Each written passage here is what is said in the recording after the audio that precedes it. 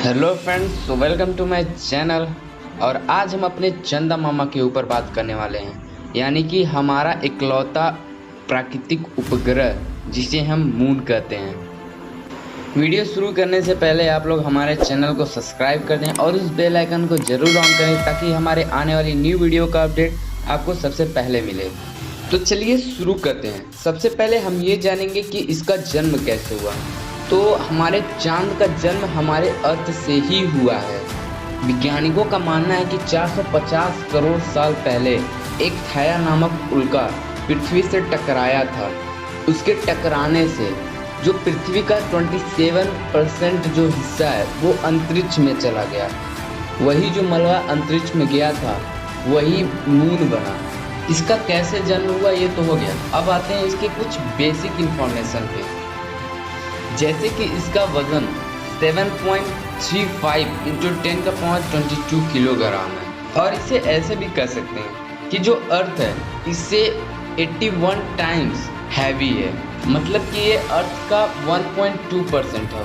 और इसका जो डायमीटर है 3474.2 किलोमीटर है। और ये जो चांद है 27.3 डेज में अर्थ का एक चक्कर पूरा करता है। हमने इसको कुछ बेसिक इन्फॉर्मेशन के बारे में तो जान लिया, और आइए अब जानते हैं इसके कुछ 5 अमेजिंग फैक्ट्स।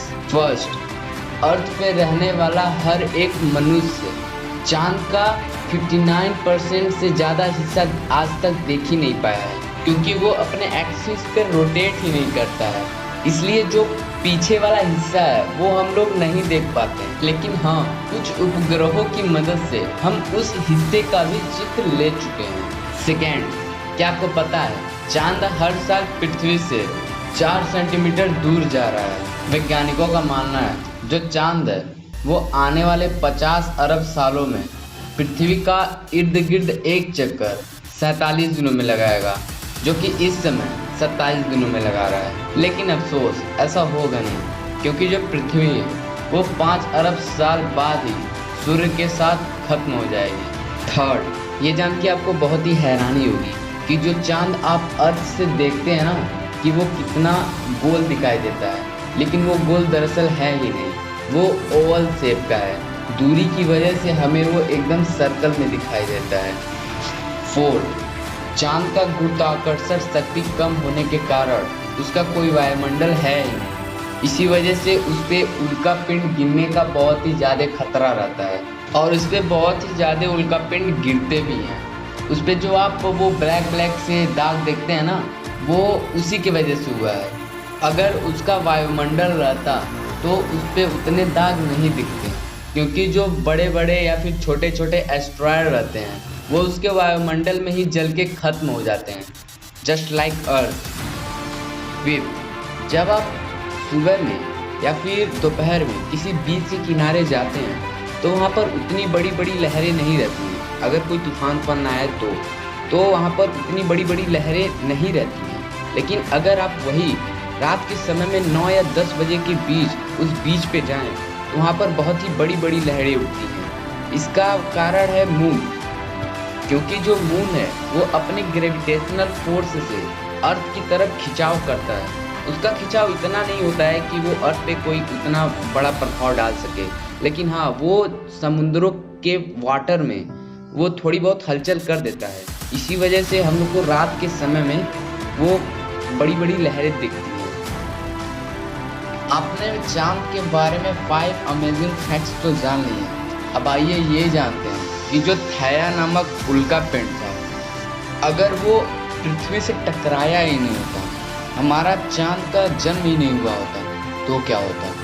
चांद के ना होने से अर्थ पे कभी भी जीवन पनप नहीं पाता, क्योंकि चांद जो है अर्थ की स्पीड को स्लो किए हुए है, जिसकी वजह से अर्थ जो है सूर्य से पर्याप्त मात्रा में हीट एनर्जी को एब्जॉर्ब कर लेता है। अगर चांद नहीं होता तो अर्थ का एक दिन 6 घंटे का रहता, जिसकी वजह से वो हीट एनर्जी अच्छी तरह से एब्जॉर्ब ही नहीं कर पाता। तो इससे होता ये कि जो वाटर है वो कभी लिक्विड फॉर्म में आता ही नहीं। ये तो हुआ अगर चांद का निर्माण ही नहीं हुआ होता तो क्या होता। अब आइए ये देखते हैं कि चांद जो है अचानक अपने प्लेस से गायब हो जाए या फिर डिस्ट्रॉय हो जाए अचानक, तो क्या होगा? तो आने वाले 1 घंटे में 40% इंसान की प्रजाति समाप्त हो जाती है। अब आप लोग सोच रहे हो कि ये कैसे होगा? तो ये होगा ऐसे कि जो चांद है वो अर्थ पे अपने गुरुत्वाकर्षण बल से खिंचाव बनाया रहता है, तो जो समुद्र में ज्वार भाटे आते हैं उनका ये जिम्मेदार है। ये कंटिन्यूसली अपने गुरुत्वाकर्षण फोर्स से वाटर को अपनी तरफ खींचे रखता है।